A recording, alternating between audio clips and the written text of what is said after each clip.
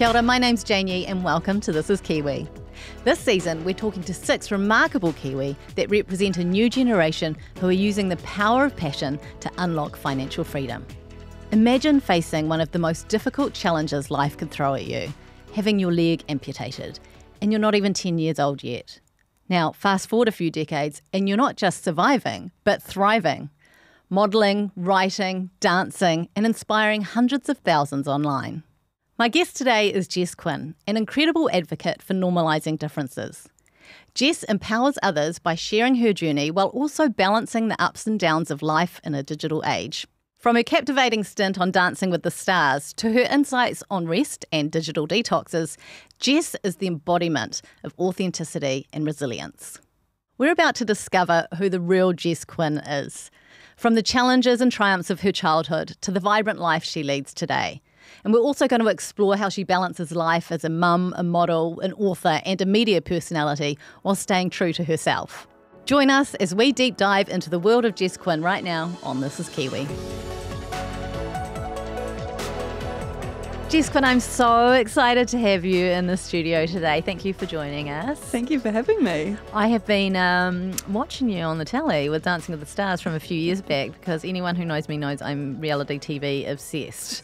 So I feel like that's when you first came into my realm of understanding. But I want to know more about what makes you tick because actually we've just been talking off air about your CV. There's a lot of stuff on your CV, but let's wind it right back to when you're like little. Let's go back to like, what was life like for Jess when you were 5? When I was 5, life was amazing. I was a really outdoorsy kid. I'm one of the lucky ones that was born prior to social media. So I feel like I was really out in the world. I was really active. If you'd asked me then, I was 5, but if you'd asked me then, I wanted to either be a vet or an athlete. Like I loved doing sports. I loved animals. But I just liked being outdoors. I've got 2 sisters. I'm the middle of 2 girls and they were and will forever be my best friends. So life was just amazing. I grew up in a beautiful family, which is something that I don't take for granted at all. I know how lucky I am for that. So life was just incredible. And family was going to become more important than ever because within a few years, your life took a dramatic change. Yep. Talk us through what happened. Yeah, literally overnight I went from being an active, top of her sports team, pretty happy girl with no thought as to what was about to happen to one day I stood on a soccer ball outside. I was having a play with my sister outside while our younger sister napped and Mum had said she'd take us shopping after we went outside for a while. It's amazing the detail that you remember all this. But I remember a lot. Yeah. I do remember a lot. And, now being a parent myself, I understand she was just bribing us to buy herself some relaxing time. Yes. But I went outside, stood on a soccer ball just to show off to my sister, and I fell to the ground because my femur bone had snapped in half. Wow. And your femur bone's supposed to be the strongest bone in your body. It's the bone that runs kind of from your hip to your knee, for those that aren't aware of that. And mine just snapped standing on a soccer ball. So they called the ambulance. I was rushed into hospital for immediate surgery to fix the break in my leg, which was pretty severe. I had pins and rods and all sorts put in my femur bone to put it back together, and I was in pretty intense plaster for a while, and then they put me into rehab to learn how to kind of regain my walking abilities and my strength, and things just weren't healing. Apparently I was complaining about a lot of pain from what my dad and mum have told me, and it just didn't present like a break should, I guess, be healing. And they put me through a series of tests eventually and found out that I had an osteosarcoma, which is a bone cancer that had ultimately been weakening my femur bone. So no one has to worry, you probably won't break your femur bone standing on a ball. But for me, my femur bone had been weakening over a period of time. And yeah, the cancer was pretty progressive at that point. It had obviously, or the risk of it spreading from the break and from the surgery that I'd had to heal the break was pretty high. So I was rushed into hospital again for pretty immediate chemotherapy. So my life went from being so-called normal and very happy to us existing in a world that I didn't know existed at the time. And yeah, it was really scary. I had chemotherapy for I think about 9 months, and I saw things that no 8-year-old should ever have to see. I'd have friends in the playroom at the hospital one day and then they weren't there the next because they'd passed away from their cancers. So it was, a pretty brutal time in my life. And I went from being a really healthy kid to weighing 18 kilos and not being able to keep food down, had a feeding tube, lost all of my hair, and things were looking pretty bad. I had quite a few times where I nearly lost my life. There was one time where I was at home from hospital. You get little breaks between chemo, and I was at home recovering, and I got rushed into the hospital overnight because my temperature spiked, which is something you have to be really careful of. And we arrived at the hospital at the exact same time as a little boy who I'd made friends with. He was a similar age to me and had a similar cancer, and he had a high temperature. We arrived at the hospital with the exact same symptoms, and I woke up the next day and he didn't. And I always remember that story, which isn't a story that I learned until I was older. I didn't know at the time. I remember my parents, a week later, my nana looked after us because mum and dad were dressed in black attire going to one of dad's work events, which is what they'd told us. Right. But obviously they were not going to that. And my parents were amazing in the sense that they sheltered me from a lot of the things that they could try shelter me from because I was already seeing so much. But yeah, it was a pretty dark time. And then my cancer just wasn't going anywhere from the chemo. It wasn't doing what we'd hoped, and so they decided to amputate my leg. But I didn't have, there's usually a below or above the knee amputation because of the surgery that I'd had and the risk of the pins pushing the cancer higher into my body. They did amputate into my hip, but they did what's called a rotation plasty, which is where they cut high into the hip and then below the knee and get rid of that area because that's where the cancer was. And then they rotated the bottom half of my leg 180 degrees and attached that at my hip. So I have full function. My foot acts like a knee, if you like. My heel is my knee. I still have my toes and my toenails. It took about 14 hours to do that procedure. And there was one girl in New Zealand who had it before me, and she unfortunately passed away after having hers after some time. So I've been, I guess, the first or the second to live on with that surgery. So it's really rare and very unique. It was a pretty heavy time. So I had surgery and then went through a whole lot more chemo, which is when it nearly got me because my immune was just so low and my strength was so low post-surgery. Then having chemo on top of that was pretty hard. And somehow I survived. This is not something that's easy for anyone to deal with, but you're a kid. Mm-hmm. You're a kid. 8. Do you find yourself kind of separating yourself from that child version of yourself and looking on her at all and thinking, how? Mm-hmm. How did you do that?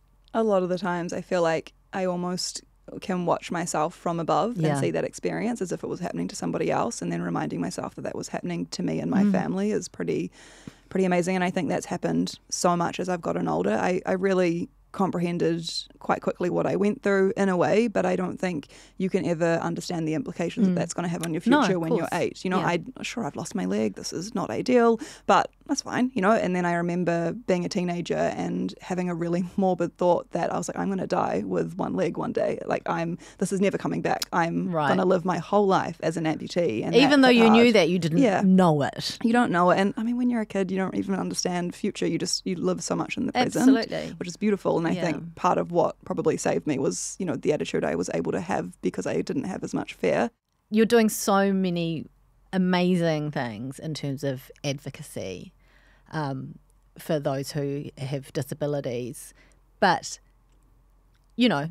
it must have taken some time to get there, I'm assuming, like it's not like you went, oh, my leg's gone now, I'm going to help everybody else. Definitely. Like, what was that journey to getting to this point? Yeah, I think I have always had a desire to help others. Like there was so many people that helped me on my journey, and also so much help that I wish I had because my surgery was so unique that I've always wanted to maybe be a voice for those people. But yeah, it's I had to go through a lot of growing up and a lot of healing and grief, to be truly honest, with and coming to terms with what I'd been through before I could do that. And yeah, my teenage years were by far the hardest that I've ever experienced. I think being a teenager is hard for many of us. Being a teenage girl is arguably maybe even more difficult in terms of body image and those pressures that we often face. And then doing that, maybe I think it was about 5 years post-cancer when I was coming to terms with what I'd really been through.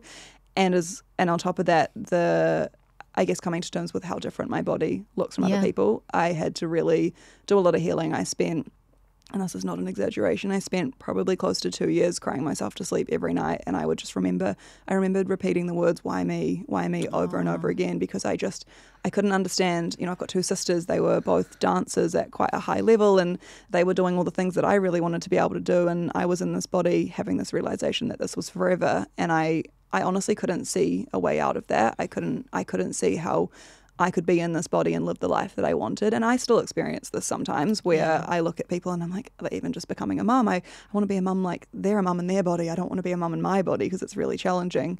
But at the same time, there's been a huge process of acceptance where I've confronted myself, I guess, and my thoughts and been like, at the end of the day, this is the life that I've been given. I have a belief that this is the only life that I am given, and cancer nearly took my life away from me, and I can choose to wallow in that or make the most of what I've got. And so, I came to that realization when I was I can't remember how old I was, maybe about 16, maybe a bit younger, and realized that I just needed to kind of fake it till I made it. And I had that conscious thought. I thought maybe because I was in a really dark place, maybe if I just pretend that I'm confident in my skin, maybe if I just show up and forget about everything that I've been through, then maybe one day it will stick. And one day I realized that it had stuck, and I did feel confident in my skin. And although I'd been through so much, I felt really happy in who I was. And I saw, and I still see, that sure, I went through something really bad, but I'm one of the very few lucky people, that I survived, but also that I have so much in my life to be grateful for that so many people don't have. The main thing is my family and the support that I have. They're everything to me, and I know how lucky I am to have that. So it would be a waste of a gift that I was given to wallow in something that I maybe didn't get. I'm sure they're so proud of you. So sort of mid-teens, Jess is starting to come to terms with her situation, starting to move out of the darkness.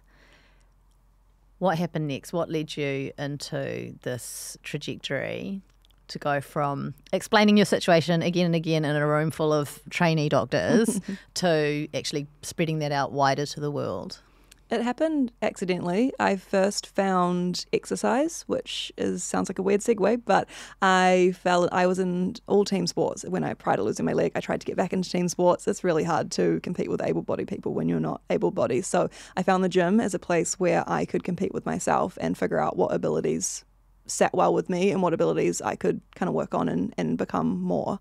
And so I fell in love with that. I got a running blade. I started to become really comfortable in who I was and what I was capable of. And then I did a photo shoot because I got a running blade and I was like, this is so cool. I knew a guy who was a photographer. My friend was a stylist. And I remember at the time, the only thought that I had, this was 2016, so social media wasn't really much of a thing then. I was sharing pictures of what I ate in the weekend and my dog. We all were, yeah. No one was sharing much else than that. And I remember we did this photo shoot because I thought maybe I could send this around to some modelling agencies, because I've grown up not seeing a single person that looks like me, not even slightly looks like me, in terms of an amputee or even many people with a disability. I'm walking past billboards on the street, like there's just no one out there that looks like me that I've seen. And I thought maybe I could send this to some modelling agencies and maybe one of them would want to represent me in some way, maybe. And I ended up posting it to my very small audience on Instagram. It was my first non-food and dog related post. And a few days later it went viral, which was the strangest experience of my life. The next day I woke up with 10,000 followers. Wow. And within a month or so I had about 70,000 followers, and I kept sharing photos from that shoot because there were so many cool photos. And I loved the photos because prior to that, I've had prosthetics, and sure, prosthetics don't always look exactly like a leg, but I'd always had prosthetics that were covered in a skin that looked somewhat like a leg. So I had always hidden away, even when I was comfortable with my body, I was still kind of hiding a little bit. So wearing the blade, it doesn't look like a leg, it looks like a blade. And that felt really huge for me. So I felt really proud to share that online. And it kept growing, and I kept getting messages from people saying, and I was, I guess, sharing little bits of my story here and there. I'd come to my anniversary from my surgery and I'd share about that. And so many people just kept saying how it was helping them seeing a different person, or how they really resonated with my story. And it just kept growing from there. So there was no intention to really want to share my story. I always had in the back of my head that I would like to. I thought I might write a book one day or something like that. But it just grew on social media, and I found myself with a platform that I could share and I could make a difference. And I've just grown with that in a way. I've figured out what I'm happy to share, what I like sharing, and ways that I can, I guess, relate to people. And that is something that I didn't think I would be able to do because, again, I'm in a so-called not so normal body.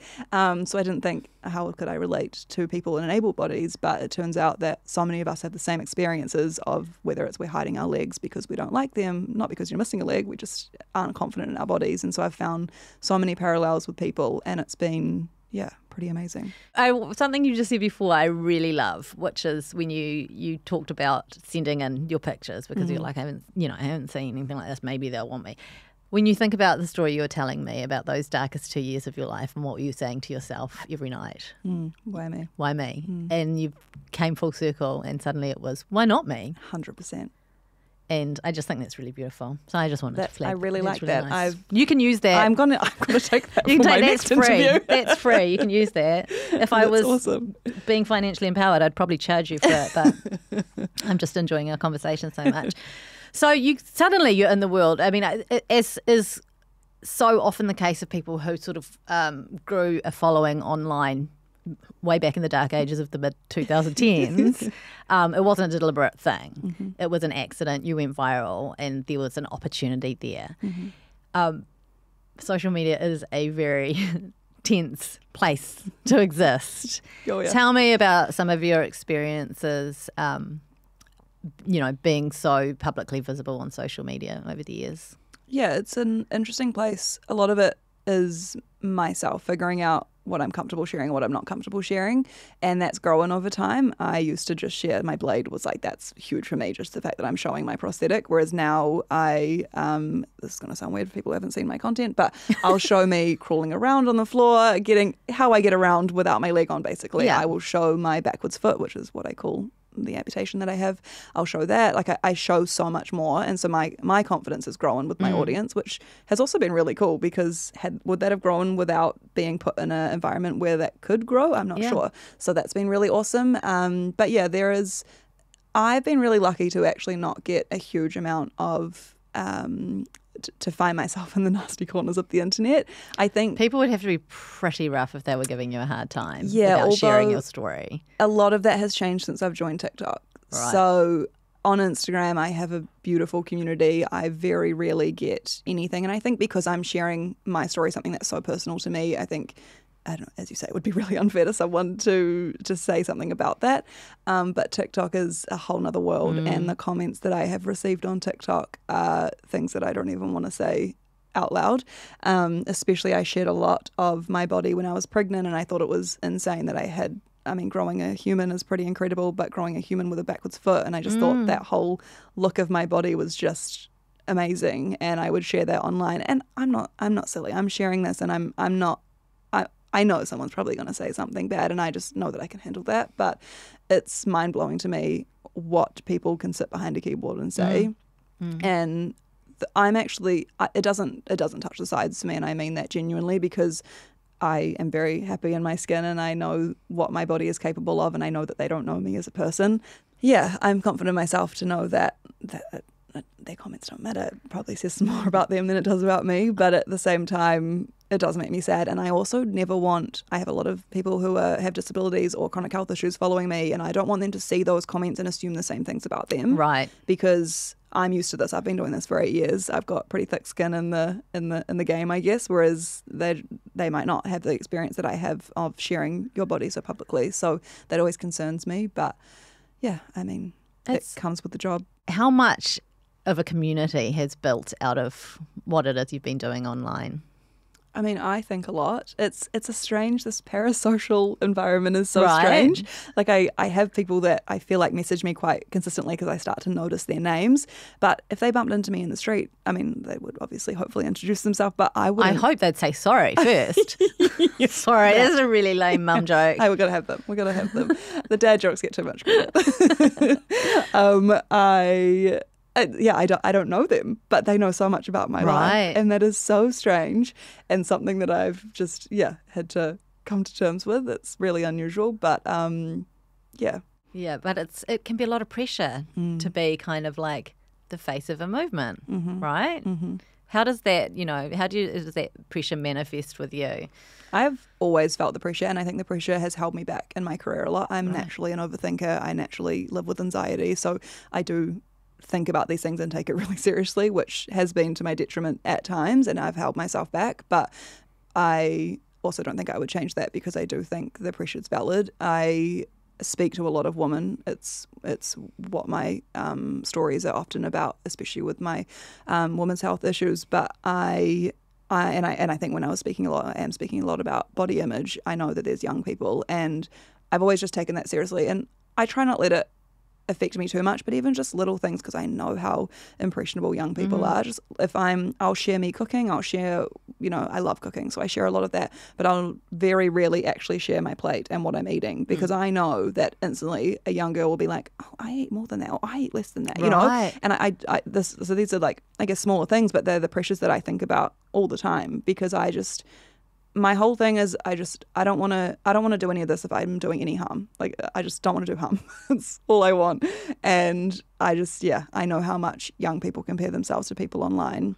So I show up with pimples. I show up with my hair looking a mess. I don't put on a facade just to show up on the camera, because that's the people who are sitting at home watching this are also not showing up with a full face of makeup. So I guess I feel those responsibilities to just be relatable, which is naturally the person I am. I'm not an overly glamorous person, so it's natural for me, but I really want to show up as human as I possibly can. Oh my goodness, you're so sweet. Like, thinking about that is the story about not showing your plate and having that sort of awareness for others and that empathy for others about not wanting to put pressure on them. You don't even know that it would, but just in case it does. Yeah. That's huge. That's a lot to be thinking about all the time whenever you're posting anything. It is a lot, and I think I used to think about it a lot more consciously. Now it feels natural to me, but I just don't want to do any harm. And as you say, it's unlikely. I'm hoping that people wouldn't even think about that, but on the off chance that there's even one girl out there that is going to compare herself in a negative way, then I just don't want to take that risk. I would never have even thought of it, but you're so right. You're so right. You never know what's going to sort of trigger someone into some negative thoughts. Yeah. Let's get to Dancing with the Stars, because this is if you started getting into social media in 2016, and then Dancing with the Stars was what, 2 years later? Yes, I think was I 18? I think it was 2018. It was nearly 6 years ago. Yes, that's scary. Looking back on stuff like that, I know, because strange. when I looked it up, I was like, because I used to do a podcast where we recapped it. Yes. So I looked it up and I was like, I'm pretty sure it was like, 2020, 2021. Isn't that scary? I know, and it was like 2018. I was like, oh, it's pre-COVID. Back in a time when everyone still watched the telly. I know. So those are the glory days. But tell me about your Dancing with the Stars experience, because again, that's putting yourself right out there. There's no hiding under long pants when you're on Dancing with the Stars. There was no hiding in that whole thing. That was one of no hiding in the dressing room even. I understand, like, it's quick turnaround. Hey, you are not hiding anything. Dancing was huge for me on many levels. Obviously, it's a huge opportunity. It's amazing, but on a personal level, huge from a confidence thing, to look back on younger Jess and say you are in Lycra on live TV. That was insane. And also from an abilities perspective, I grew up, as I said, both my sisters were incredible dancers. I did text my sister, who was a professional dancer at the time, my younger sister, and I said, I'm going to be on Dancing with the Stars. And she's like, of course. The non-professional dancer in the family will be the one on television for dancing, and she was working so hard anyway. But it was an incredible opportunity for me to test my abilities. I actually said no. My manager called me at the time. He said, do you want to go on Dancing with the Stars? I thought he was pulling my leg. Terrible. Oh my God. Why do I always do it? Because we need to talk about this. We need to talk about this, the way that idioms are set up. Anyway. Yes, the idioms. I thought he was just, And then I was like, fine, I'll sit down and have a meeting with the Dancing with the Stars team and hear them out. And I left that meeting being like, I have to do this. And I was pretty sure I was going to say no, but my mind changed really quickly, and for two reasons. I obviously worked really closely with the Child Cancer Foundation throughout my life, and to know that I could give back probably an amount of money that I would never be able to give back on my own, like with the help of the nation, I guess, giving back on my behalf was amazing. And also just I'm someone who, if I say that I can't, then I have to figure out a way that I can. Yeah. And dancing was that for me, which was, it broke me. I'm still recovering 6 years later. But I needed that challenge to just see if I could do it. And at the time, like, I had to go do a pre-test thing with one of the dancers because I was like, I can't move very fast. I'm not agile. My feet don't move like that. I've never worn a heel in my whole entire life. I was new to the blade, but yeah, I figured out that I could do it. If it had been non-couple dancing, like if I wasn't attached to a man or another human, I think part of the time Johnny was dragging me through the dance floor, but it was like I had someone to lean on, literally. But it was the highlight of my life. I mean, don't tell your daughter that. I was just about to say, I hope she never listens to this. At the time, it was the highlight. She's definitely the highlight. But yeah, I can't even put into words how much that whole experience meant for me. And I thought maybe I'll make it through, hopefully, without falling flat on my face. But I ended up coming third and made it to the finale, which was just like, how is this Jess able to do that? You were amazing, like truly, truly beautiful, and what an incredible achievement. And I know that for many people it is a tally show, it's entertainment. But for you, it was much more of a challenge than it was for anyone else who's ever been on that show. Definitely. And I just want to acknowledge that because I think that's it's really huge. And of course, I love the show. I'm very sad that it's not still on, but anyway. I know, me too. Yeah. I must say, before we segue, one of the best things that happened during that show was I would get little girls come up to me who were fans of the show, and all sorts of little kids come up to me and draw a picture, and they'd be like, I want to give you this picture of you that I drew, and they would draw a picture of me with my blade. And I was like, the fact that a young person has sat down and drawn a human that looks different, like that's the coolest thing. And that was one of my highlights by far, because when I was writing up instructions for how you could like find the car park and make your way through to the building, by default I was like, there's the walkway, just go through the walkway. And I was like, I didn't clock it at first, but I was like, not everyone can walk. And even as we've talked here, jumping in with 2 feet, I thought he was pulling my leg. There are all these ways in which society doesn't cater for or use language for people who are not normal. Yeah. How was that for you? Do you struggle with that? Do you think about it? Sometimes, not often, because I am on the mindset that it's a hard one. I do find it really hard to navigate because sometimes I think it's really hard navigating a world that's not built for you. Yeah. The world was not built with me in mind. It was not built for my friend who's in a wheelchair. It was not built for us in mind. To be honest, it wasn't even built for prams. Like, the world was not built for accessibility. And I find that really hard. And I'm someone who pushes through. So, I mean, today you offered the elevator, I took the stairs. But I felt like taking the stairs. I hadn't pushed myself too hard today. So today I could do a flight of stairs, and they were quite a good height of stairs. I really know the difference. They were a good step. So I appreciated that. I'm glad to hear that. But not having the option, especially now that I have a baby, is so hard. I'll turn up to a place and there is no elevator. I've had a hard day. I'm carrying my daughter and my baby bag. And how am I supposed to get into a building? And then I think about friends of mine who are in a wheelchair who can't just jump out and walk up the flight of stairs. How do they get into the building? What if they have a meeting that you've invited them to and it's in a cafe that has 2 steps, even just 2 steps? They can't get up those. And it just baffles me. It's one thing to have a good pregnancy, but then you have a baby. Beautiful little Marla, who is still less than a year. She's 6 months. She's 6 months, yeah. And it's hard to navigate life with a baby with all of everything still intact. You've got a wiggly little one on your hip. You've got to bend over a lot, lift them out, all different ways of using your body. Has that been a challenge? Yes, very, very much so. And we had a long fertility journey, and there was a few times in that, and I've been struggling with my leg pretty much since dancing for the last 6 years. I've had some issues, and there was times, because we were consciously trying for a baby, I said to my partner, I was like, should we be doing this? Like, I don't know if I am capable enough for this. Like, I knew I could figure it out, but this is going to impact my life so much. I already have to think every second of every day of how to put one foot in front of the other. Like, I'm constantly thinking of my surroundings and how to move and when I need to rest and all of these things. And right now I had time to rest or to do things a bit slower or whatever it might be, to take things at my own pace, to see the people I need to see to help my body. But once I throw a baby in the mix, I have to get her pram in and out of the car multiple times a day, and those things are heavy.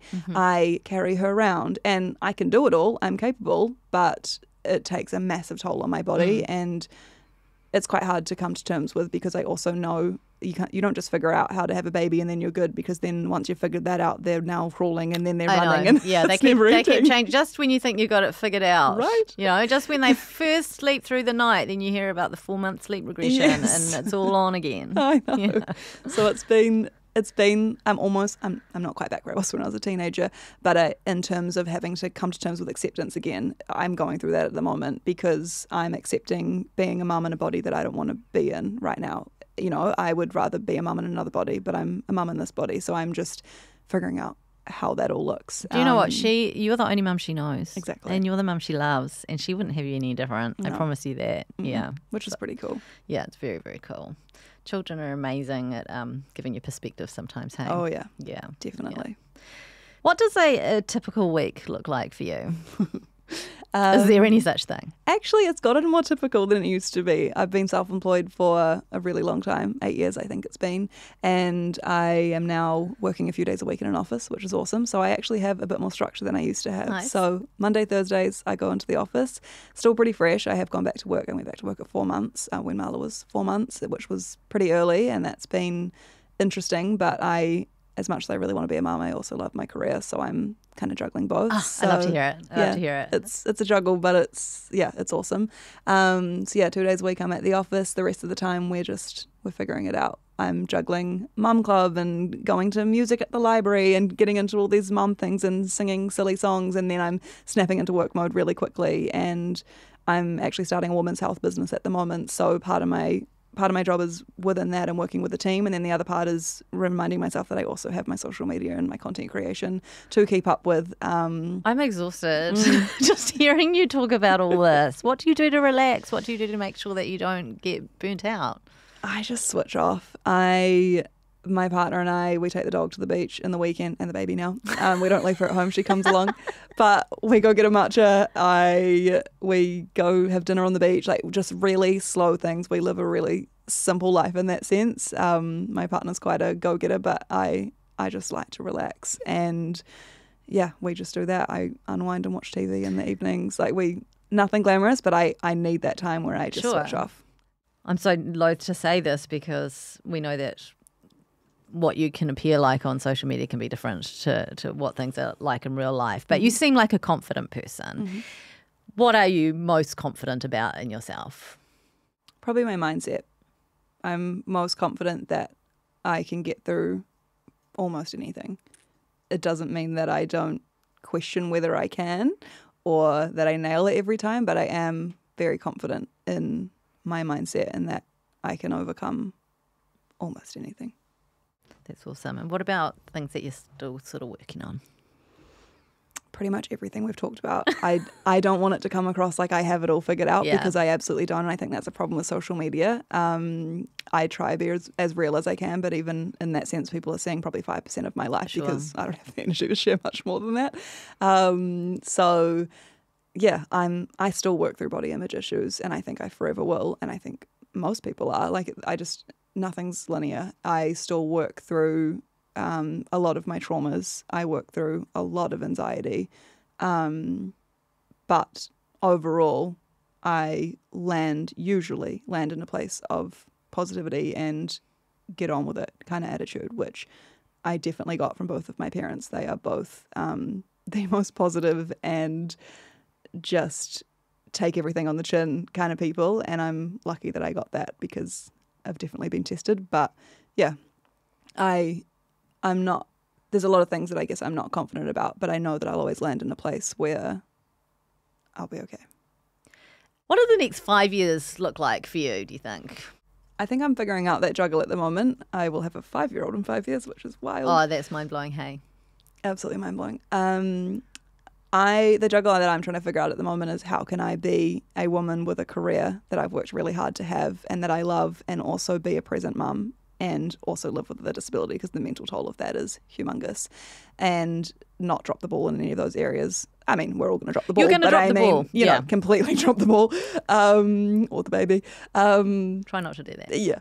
So that's currently what I'm trying to figure out. And I'm hoping my next 5 years looks like me having a beautiful family that I'm able to be present with and experience life with, and also have a beautiful career. And I'm just figuring out how that looks. What's a common misconception that people have about you, do you think? I don't know, because I'm an open book online. So I feel like I show up exactly as I am. They would probably assume that I don't have many friends or a huge amount of family, because I don't actually show much of that. In true honesty, I actually don't have a huge amount of friends. I'm someone with a very small circle, because my sisters are my best friends. But, you know, I as much as I'm very public, I guess this is something people probably don't know about me, is I'm actually really private. I don't show Marla online, or at least her face.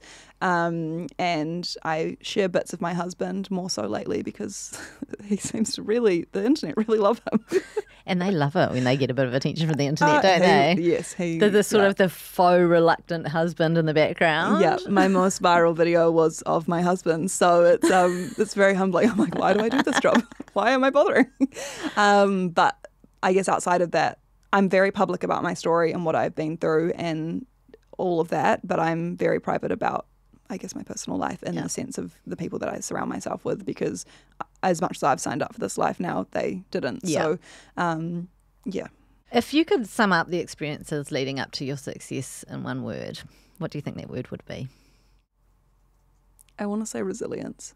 That's the one I was thinking. I was about to offer it to you. I was going to.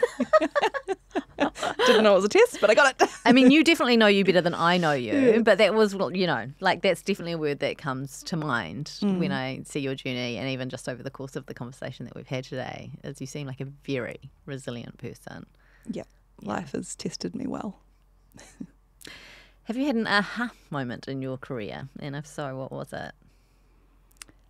I've had many aha moments in my career. I mean, a large part of my career is in social media. I think the realization of the people behind the number was a real aha. Because you can see, I don't know what it's at, 260,000 people. And I'm like, cool. Like sometimes I'll say to my partner, I mean, he had a video that went crazy on my account the other day. And I think it's at, I don't know, close to 20 million people. And I'm like, imagine 20 million people in our house. Like we in the social world, we see How big things. is your house? No, that's my point. Like, I don't even think they would fit in my neighborhood. Like, my house is not that big. So, yeah, I think the aha moment is connecting with my audience and realizing they're all real people living real lives. Yeah. And that is a big responsibility for me. So that was quite an aha moment.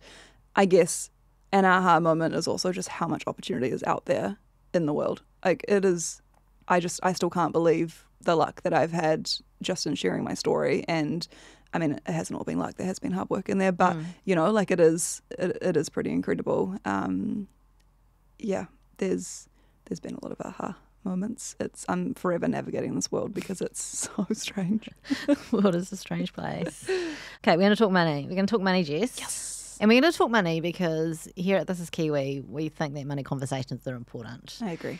Because, you know, knowledge about what your money situation is empowerment. Mm-hmm. It means that you can know what you're doing, know where you're at, know where you need to be, and make steps to get there. Mm-hmm. So what's your relationship with money like, and what has it been like traditionally? I am fascinated by money conversations. It's something I'm equally as passionate about. I listen to finance podcasts and all of these things. I have a very expensive life and not because I buy crazy bougie things. I have an expensive life because I have a chronic health condition and a disability. And as much as I do get some support, I don't get a huge amount of support. Right. And my priority in life has, prior to having a child, has been to be able to do all of the things that I want to be able to do and not be held back by money, because sometimes I do need to fund things on my own, whether it's to help me be in less pain or to give me a better leg. And I understand that there is privilege in that because I have grown up with a lot of privilege, but it is something that I am really conscious about, because I would really love to not, I'm already held back in a few ways, and I would love to be in a situation where money isn't one of those things in terms of my abilities and my pain levels and my condition. So yeah, I guess money's always been on the front, nearer to the front of my mind because of that. Did you have conversations about money in the home growing up at all? I don't remember them. I remember speaking about work, and my mum stayed home with us for a huge period of time when we were young, and my dad worked. And I remember talking about those kind of things. I don't remember talking about exact money exchanges or how much my parents earned or any of those kind of things. But I was always able, once I started earning, my first ever job at the ice cream shop, my dad was always really open to have those conversations to help me. So I guess the conversation was always available if I wanted to have it. But it wasn't something we all sat down and had family meetings about our finances. So what are the various ways that money comes into your household? Social media. My husband works. Social media. My husband has a steady job, which has always been important for us in the sense that my job's not steady. I might get a job 1 month and then I might not get one for a few more months. Now I'm working on this business, so that's going to be another one. And those are kind of my two main things, to be honest, which has been really interesting to navigate. Putting your income so closely attached to something so personal in your story is a really strange thing to not let it challenge your worth as a person, because if I don't get paid or I don't get a job, then does that mean my story is not worthy, Yeah. And I've tried to not get lost in that place, and there's a lot of comparison in the social media game. Everyone's kind of fighting for a smaller pot, but to me it was never about the money. I fell into this space. It's about the story, it's about the connection, it's the fact that I can do this as a job is really awesome, but at the same time I have just gone and gotten a more office-based job because I want stability in my life. Take me back to the first time that you made money. What was your first job? I mean, babysitting was my first job. I did that quite a lot. And then my first proper employed job was working at the ice cream store in the new mall that had just opened, and I had a cute visor and I would scoop ice cream. Quite a hard job, can I just say, because ice cream gets put into those things. It's really hard. My wrist would be quite sore by the end of the day. And then you put the ice cream up on the top of the stand and then it falls off onto the floor. That was and then you got to go again. And people are just like, I just want my ice cream. It's not that hard, lady. Anyway. You were like, you want to talk about hard? Yeah. Totally challenged me. But no, I did. I worked at the ice cream store. I did hospo quite a lot. I worked in a burger store. I worked in another food store. And then I moved on to retail. I did fashion design at uni. That's also something that I never speak about online. I've got a fashion degree. I did not know that. And I did product design as my postgrad. I actually made prosthetics. So yeah, it feels like another world of mine. But I started in retail and knew that I wanted to get into fashion. Actually, I must have been at uni at the time. And so that obviously worked well for me because I was able to work kind of in fashion. And I did that for a really long time, and then went to uni and worked as a product designer post-uni before Instagram happened.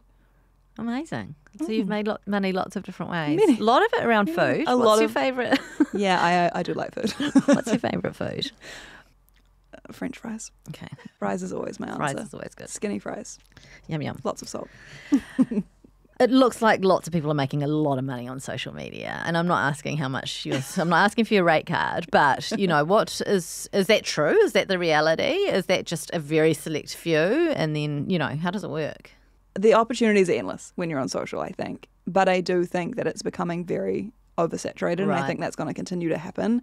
And I think brands want a point of difference, and they want people who stand for things, and I think it's important to stand for things. So yeah, I mean, it's definitely you can make a full-time income for sure, but it's not steady, which is challenging, and you have no control over whether you get a job or not, which I know most of us also don't. But once you're in an employment, you pretty much know you're going to get paid next month, whereas I'll do a job, I might not get paid for that job for a good 4 months potentially, because it has to go through so many hoops. And yeah, that can be quite challenging. But I mean, I definitely don't think it's wrong that there is a lot of money to be made on social. Tell me about a time having money unlocked something for you. Having money unlocked something for me. I, after dancing, spent 2 years without being able to put my prosthetic on every day. Is this because of dancing? It's not directly because of dancing. I think dancing was the straw that broke the camel's back. Right. Prior to that, I'd been overtraining. I was doing a lot of stuff. And I think I was training 14 hours a day on dancing on one leg technically. So I do think it was the straw that broke the camel's back. I'd do it again in a heartbeat, but it was tough on my body. About 3 months after, my backwards foot just started swelling. Couldn't put on my leg every single day. Tried to see every expert in New Zealand possible. No one could help me. And I found a guy who actually has the same surgery as me, and he was a prosthetist in America. So not only did he make legs, he knows what it's like to have a backwards foot and to need a prosthetic for that. So that was just something that for me, like, I would spend all the money in the world to get a leg made by him because he really understood. And I spent $30,000 on a prosthetic leg that I would not have been able to do had it not been for the work that I had. And I very much understand my privilege in that, but I'm also very grateful that I had that, because from that moment, a few days after getting that leg made, I have been able to walk properly ever since. So money unlocked my abilities in a way that, like, I would save and pay for that again, because like, did it set me back? Yes, definitely, but it didn't set me back in my abilities and what I was able to do. So yeah. What in your budget list is a must-have that you couldn't live without? I mean, I don't want to sound so boring, but it's my appointments. But that's your reality. I would be in so much pain if it wasn't for the team around me, and I have to pay for that. So that's a non-negotiable and a driving factor for me. And soon, childcare, because I know that I'm probably not going to be able to do it on my own for a really long time. So yeah, those are my two budget priorities right now. That's serious budget stuff, isn't it? That's serious budget lines. Yeah. Jess, what are you saving for?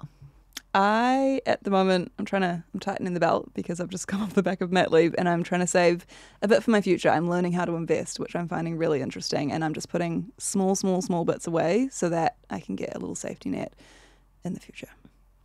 What was your first big purchase?